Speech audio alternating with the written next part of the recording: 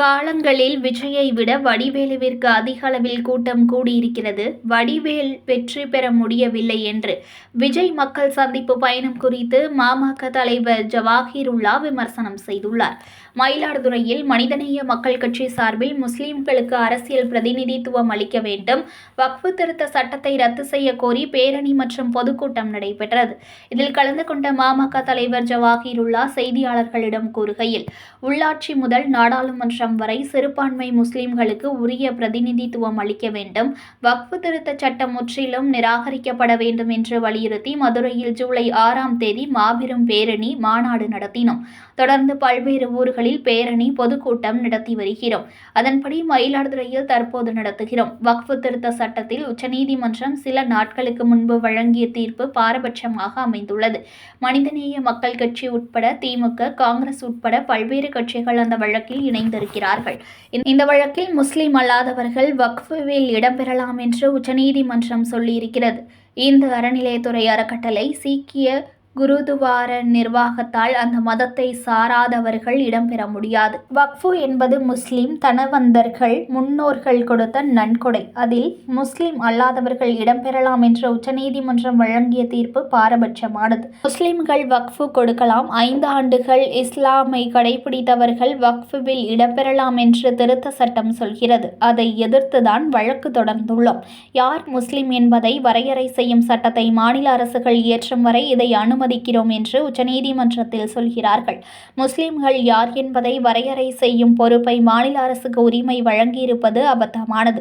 பல்வேறு மாநிலங்களில் பாஜக உள்ளிட்ட கட்சிகள் ஆட்சியில் இருக்கக்கூடிய கட்சிகள் அவர்களுக்கு விரும்பக்கூடியவர்களை முஸ்லிம்கள் என்று வகைப்படுத்தப்பட்டு அவர்கள் மட்டுமே வக்ஃபு செய்யும் நிலைமை உருவாக்கும். இந்த தீர்ப்பை மறுபரிசீலனை செய்ய வேண்டும் என்று வழக்கு தொடர்ந்துள்ளோம். நவம்பர் மாதம் இறுதி விசாரணை நடக்கும்போது அரசியலமைப்பு சட்டத்திற்கு உட்பட்டு நல்ல தீர்ப்பு வரும் என்று எதிர்பார்க்கின்றோம். இந்திய தேர்தல் ஆணையம் பதிவு செய்யப்பட்ட 400 கட்சிகளின் பதிவை ரத்து செய்துள்ளது. மக்கள் பிரதிநிதித்துவ சட்டம் 29A பிரிவு, அரசியலமைப்பு சட்டம் 324 பிரிவை சொல்கிறார்கள். 29A-யில் எங்கேயும் பதிவு செய்யப்பட்ட ஒரு கட்சியை பதிவை நீக்கலாம் என்று எந்த இடத்திலும் குறிப்பிடப்படவில்லை. 2000ஆம் ஆண்டு காங்கிரஸ் கட்சி தொடர்ந்த வழக்கில் உச்சநீதிமன்றம் வழங்கிய தீர்ப்பில் தவறுதலாக மோசடித்தனமான தவறான தகவல்களை கொடுத்து ஒரு கட்சி பதிவு செய்யப்பட்டால் அந்த பதிவை ரத்து செய்யலாம் என்று கூறியுள்ளது. தேர்தல் ஆணையத்திற்கு பதிவு செய்யப்பட்ட கட்சிகளை ரத்து செய்யக்கூடிய உரிமையை கொடுக்கவில்லை, ஜனநாயக உரிமையை பறிக்கக்கூடியதாக உள்ளது.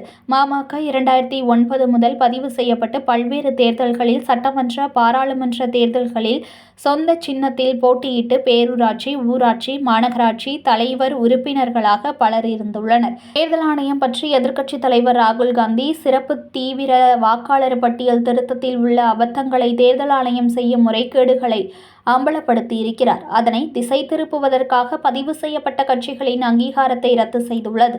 30 நாள் மேல்முறையீடு செய்ய கால அவகாசம் கொடுத்துள்ளது. நிச்சயம் மேல்முறையீடு செய்து வெல்வோம்.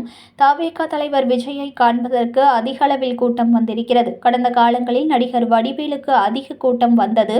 அவரால் வெற்றி பெற முடியவில்லை. உடன் பொதுச் செயலாளர் அப்துல் சமது, மாநில அமைப்பு செயலாளர் அமீன், மாவட்ட தலைவர் முகமது ஹாலிது ஆகியோர் இருந்தனர். 2 கோரிக்கைகளை முன்வைத்து மதுரையில் கடந்த ஜூலை 6 ஒரு மாபெரும் பேரணி மாநாடு நடத்தினோம். முதலாவது கோரிக்கை, உள்ளாட்சி மன்றம் முதல் நாடாளுமன்றம் வரை சிறுபான்மை முஸ்லீம்களுக்கு உரிய பிரதிநிதித்துவம் அளிக்கப்பட வேண்டும் என்பது முதலாவது கோரிக்கை. இரண்டாவது கோரிக்கை, வக்ஃபு திருத்த சட்டம் அது முற்றிலுமாக நிராகரிக்கப்பட வேண்டும் என்பது இரண்டாவது கோரிக்கை.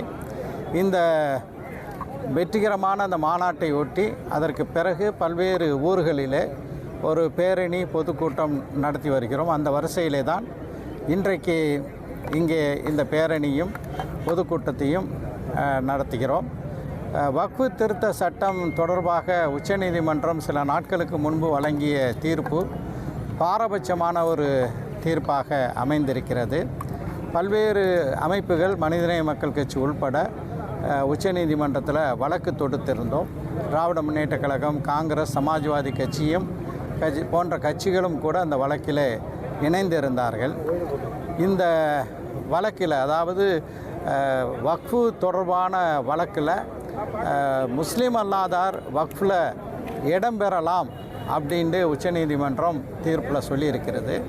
இது ஏன் பாரபட்சமானது என்று நான் சொல்கிறோம் என்றால், இந்து அறநிலைத்துறை அறக்கட்டளைகளில் அதேபோல் சீக்கிய குருத்வாரா நிர்வாகத்தில் அந்த மதத்தை சாராதவர்கள் யாருமே இடம்பெற முடியாது. ஆனால் வக்ஃப் என்பது முழுக்க முழுக்க முஸ்லீம்கள், தனவந்தர்கள், முன்னோர்கள் அவர்கள் கொடுத்த ஒரு அறக்கொடை. அதை நிர்வாகம் செய்யக்கூடிய அந்த கட்டளையில் முஸ்லீம் அல்லாதார்கள் இடம்பெறலாம் என்று உச்சநீதிமன்றம் வழங்கியிருக்கக்கூடிய தீர்ப்பு பாரபட்சமானது. இந்த தீர்ப்பு இன்னொரு வகையில் அபத்தமானது. முஸ்லீம்கள் வக்ஃபு கொடுக்கலாம், அவர்கள் 5 ஆண்டுகள் இஸ்லாத்தை கடைபிடிப்பவர்களாக இருக்க வேண்டும் என்று திருத்த சட்டம் சொன்னது. அதை எதிர்த்து தான் இந்த வழக்கு. அப்போ உச்சநீதிமன்றத்தினுடைய தீர்ப்பு என்ன சொல்லுதுன்னா, முஸ்லீம்கள் முஸ்லீம்கள் மட்டும்தான் வக்ஃபு கொடுக்க முடியும்னு சொல்லக்கூடிய அதே உச்சநீதிமன்றம் இன்னொன்றையும் சொல்கிறது என்றால், வக்ஃபு அளிப்பதற்கு 5 ஆண்டுகள் முஸ்லீம்களாக இருக்க வேண்டும், கடைபிடிக்க வேண்டும் என்பது அவசியம் இல்லை. ஆனால் யார் முஸ்லீம் என்பதை வரையறை செய்யக்கூடிய சட்டத்தை மாநில அரசுகள் ஏற்றும் வரை நாங்கள் இதை அனுமதிக்கிறோம். அதாவது முஸ்லீம்கள் வக்ஃபு செய்யலாம் என்று அனுமதிக்கிறோன்னு சொல்கிறாங்க. முஸ்லீம்கள் யார் என்பதை வரையறை செய்யக்கூடிய ஒரு பொறுப்பை மாநில அரசுகளுக்கு வழங்கியிருப்பது அபத்தமானது. ஏனென்றால் பல்வேறு மாநிலங்களில் முஸ்லீம் விரோத பாஜக அரசுகள் இருக்கக்கூடிய நிலையில் அவர்களுக்கு விருப்பமானவர்களை மட்டும் முஸ்லீம்கள் என்று வகைப்படுத்தப்பட்டு அவர்கள் மட்டுமே வக்ஃபு செய்யக்கூடிய ஒரு நிலையை இது உண்டாக்கியிருக்கிறது. எனவே தான் இந்த சட்டம், உச்சநீதிமன்றத்தினுடைய இந்த தீர்ப்பு மறுபரிசீலனை செய்யப்பட வேண்டும் என்ற ஒரு கோரிக்கையை வைத்து அதற்குரிய இது ஒரு இடைக்கால தீர்ப்பு தான். நவம்பர் மாதம் இறுதி விசாரணை நடைபெறும் போது அரசமைப்பு சட்டத்துக்கு உட்பட்டு நல்ல தீர்ப்பு வரும் என்று எதிர்பார்க்கிறோம். நிறைய கட்சிகளோட அங்கீகாரத்தை ரத்து பண்ணியிருக்காங்க. இந்திய தேர்தல் ஆணையம் பதிவு செய்யப்பட்ட ரிஜிஸ்டர்ட் பொலிட்டிக்கல் பார்ட்டிஸ் ஏறத்தாழ 400 கட்சிகளுடைய பதிவை ரத்து செய்திருக்கிறது. இதற்கு அவர்கள் 2 பிரிவுகளை குறிப்பிடுகிறார்கள். ஒன்று, மக்கள் பிரதிநிதித்துவ சட்டத்தினுடைய 29A பிரிவை சொல்கிறார்கள். அதே போல் அரசமைப்பு சட்டத்தினுடைய 324வது பிரிவை சொல்கிறார்கள். அதாவது மக்கள் பிரதிநிதித்துவ சட்டம், ரெப்ரசன்டேட்டிவ் ஆஃப் பீப்புள் ஆக்ட் 29Aல எங்கேயுமே பதிவு செய்யப்பட்ட ஒரு கட்சியை அந்த பதிவை நீக்கலாம் என்று எந்த ஒரு இடத்திலையுமே சொல்லப்படவில்லை என்பது முதல்ல நான் தெளிவுபடுத்தக்கூடிய செய்தியாக இருக்கிறது. அடுத்து 2000 காங்கிரஸ் கட்சி தொடுத்த ஒரு வழக்கில் உச்சநீதிமன்றம் ஒரு தீர்ப்பை வழங்கியது. அதில் என்னென்னா, ஒரு தவறுதலாக மோசடித்தனமாக தவறான தகவல்களை கொடுத்து ஒரு கட்சி பதிவு செய்யப்படுமையானால் அந்த பதிவை ரத்து செய்யலாம் என்று உச்சநீதிமன்றம் சொல்லியிருக்கிறது. ஆனால் எந்த இடத்துலையுமே தேர்தல் ஆணையத்துக்கு பதிவு செய்யப்பட்ட கட்சியை ரத்து செய்வதற்கான அங்கீகாரம் எங்கேயுமே கொடுக்கவில்லை. இது ஒரு ஜனநாயகத்தினுடைய உரிமையை பறிக்கக்கூடிய ஒன்றாக இருக்கிறது. மனிதநேய மக்கள் கட்சி 2009 முதல் பதிவு செய்யப்பட்டு பல்வேறு சட்டமன்ற, நாடாளுமன்ற தேர்தல்களில் சொந்த சின்னத்தில் போட்டியிட்டு இருக்கிறது. பல்வேறு மாநகராட்சி, நகராட்சி, பேரூராட்சிகள்லையும் சொந்த சின்னத்தில் போட்டியிட்டு பேரூராட்சி மன்ற தலைவர்களாக, நகராட்சி கவுன்சிலர்களாக, மாநகராட்சி உறுப்பினர்களாக மனிதநேய மக்கள் கட்சியை சார்ந்தவர்கள் இருக்கிறார்கள். ஆண்டுதோறும் சரியாக முறையாக வருமான வரித்துறைக்கு நாங்கள் கணக்குகளை சமர்ப்பித்து வருகிறோம். இந்த சூழலில் தேர்தல் ஆணையத்தை பற்றி நாடு முழுவதும், குறிப்பாக எதிர்க்கட்சி தலைவர் ராகுல் காந்தி அவர்கள் இந்த சிறப்பு தீவிர வாக்காளர் பட்டியல் திருத்தத்தினுடைய அபத்தங்களை, அதில் தேர்தல் ஆணையம் செய்து வரக்கூடிய முறைகேடுகளை எல்லாம் அம்பலப்படுத்துகிறார். அதை திசை திருப்புவதற்காக வேண்டி பதிவு செய்யப்பட்ட கட்சிகளுக்கான அந்த பதிவை ரத்து செய்யக்கூடிய ஒரு வேலையை தேர்தல் ஆணையம் செய்திருக்கிறது. 30 நாள் அவகாசம் தந்திருக்கிறார்கள் மேல்முறையீடு செய்வதற்கு. மேல்முறையீடு செய்து நிச்சயமாக ஜனநாயகம் வெல்லும் என்று நம்புகிறோம். தவேக தலைவர் இப்போ மக்களை சந்திச்சுட்டு வராரு.